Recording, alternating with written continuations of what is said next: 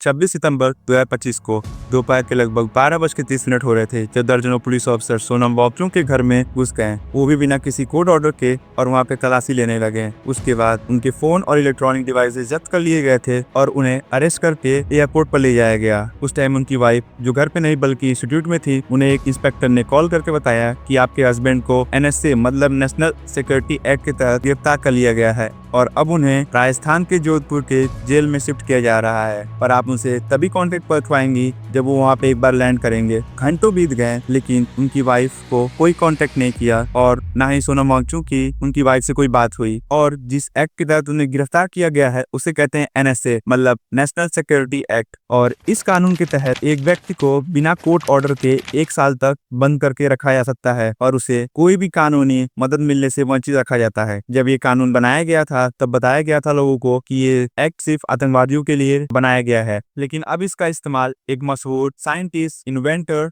Educator और activist को गिरफ्तार करने के लिए किया जा रहा है, जिसने ग्लोबल स्टेज पर भारत का नाम रोशन किया है और अपने काम के लिए कई अवार्ड जीते हैं। एक ऐसा व्यक्ति जो हमेशा अहिंसा और गांधी फिलॉसफी पर चलता है। प्रोटेस्ट अभी नहीं, कम से कम पिछले 5 साल से चल रहा है। लोग एक ही बात के लिए पिछले 5 साल से प्रोटेस्ट कर रहे हैं। पहला प्रोटेस्ट सितंबर 2020 में हुआ था। यह प्रोटेस्ट तब खत्म किया गया जब अमित शाह ने उनसे मुलाकात की और उनके डिमांड्स को पूरी करने का वादा किया। अगला प्रोटेस्ट दिसंबर 2021 और नवंबर 2022 में हुआ। जनवरी 2023 में सोनम वांगचुक खुद आए और इन प्रोटेस्ट को लीड करना शुरू किया। उन्होंने 5 दिन का क्लाइमेट फास्ट रखा। फरवरी 2023 उन्होंने जंतर मंतर पर प्रोटेस्ट किया। फिर मार्च 2024 में उन्होंने 21 दिन का हंगर स्ट्राइक रखा। लेटेस्ट प्रोटेस्ट 10 सितंबर 2025 को शुरू हुआ, जहां उन्होंने एक और हंगर स्ट्राइक शुरू की। दरअसल इन प्रोटेस्ट में लद्दाख के लोगों की डिमांड थी कि लद्दाख को 6th शेड्यूल में शामिल किया जाए और स्टेटहुड दिया जाए। दरअसल लद्दाख अभी भी यूनियन टेरिटरी है और उसके सारे डिसीजन दिल्ली से लिए जाते हैं, क्योंकि स्टेटहुड मिलने से उन्हें राइट मिलेगा कि अपना नेता वो खुद चुन सकें और 6th शेड्यूल से उनका नेचर और कल्चर प्रिजर्व होगा। और वो एक खुद डिमांड नहीं कर रहे हैं, क्योंकि बीजेपी वालों ने अपने मैनिफेस्टो में ये खुद कहा है कि ये सारी चीजें वे उन्हें देंगे। सोनम वांगचुक का स्ट्राइक और प्रोटेस्ट 10 सितंबर से शांतिपूर्वक चल रहा था, लेकिन 23 सितंबर को जब 2 लोग बीमार हो गए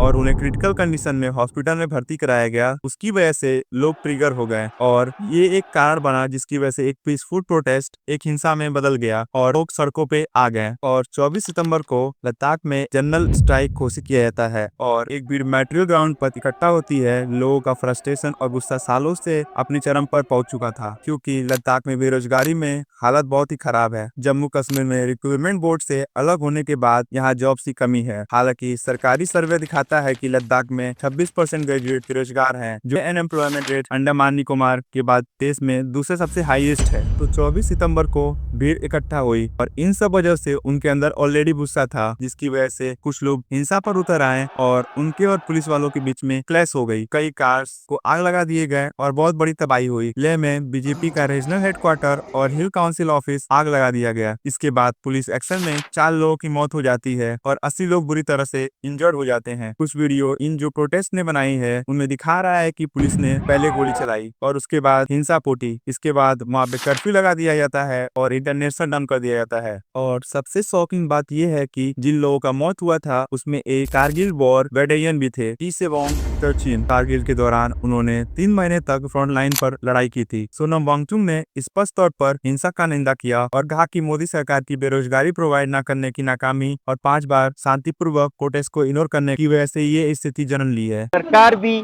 मैं चाहता हूं कि शांति के संदेश को सुने। जब वो शांति को अनसुनी कर दें, 1 बार अनशन, 2 बार अनशन, 5 बार तक अनशन करे कोई, लेह से दिल्ली तक पैदल चले आए शांति से, और उसका भी कोई अनसुना कर दे, तो फिर इस तरह के हालात आते हैं। हालांकि होम मिनिस्टर ने ये सारे वायलेंस का रीजन सोनम वांगचुक के प्रोवोकेटिव स्पीच को बताया, लेकिन इसका कोई भी सबूत नहीं है। हालांकि सोनम वांगचुक अपने हर वीडियो में नॉन वायलेंस और एक पीसफुल प्रोटेस्ट का बढ़ावा करते हैं और हमेशा इसी पे बात करते हैं। 25 सितंबर को होम मिनिस्ट्री ने सोनम वांगचुक के organization student education and cultural movement of Ladakh SECMOL का FCRA लाइसेंस कैंसिल कर दिया। ये लाइसेंस उन्हें अब्रॉड से डोनेशन रिसीव करने का अधिकार देता था। वहीं करीब 1 साल पहले सोनम वांगचुक को एक एनोनिमस लेटर मिला था जिसमें एग्जैक्ट यही बात लिखी थी। I opened it and found this.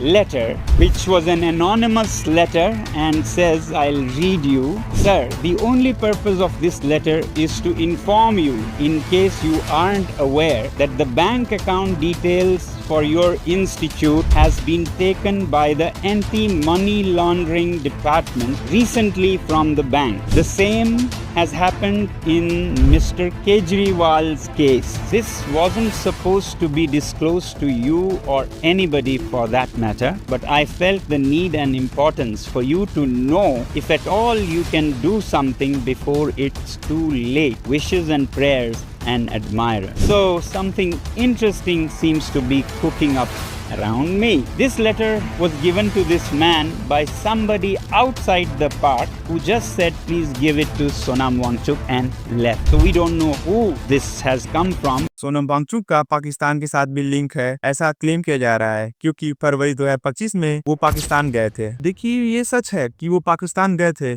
लेकिन उनके हिसाब से वो एक क्लाइमेट प्रोग्राम अटेंड करने गए थे। ये डॉन मीडिया का ब्रीथ पाकिस्तान इनिशिएटिव था और पूरा क्लाइमेट चेंज के बारे में था। इस पाकिस्तानी इवेंट में उन्होंने पीएम मोदी के एफर्ट्स को क्लाइमेट चेंज के मामले में भी प्रेस किया था। Many world leaders are now denying climate change even. I'm happy that Prime Minister Modi has not only taken many initiatives but also launched a special mission called Mission Life, Lifestyle for the Environment, to urge the people to live simpler life.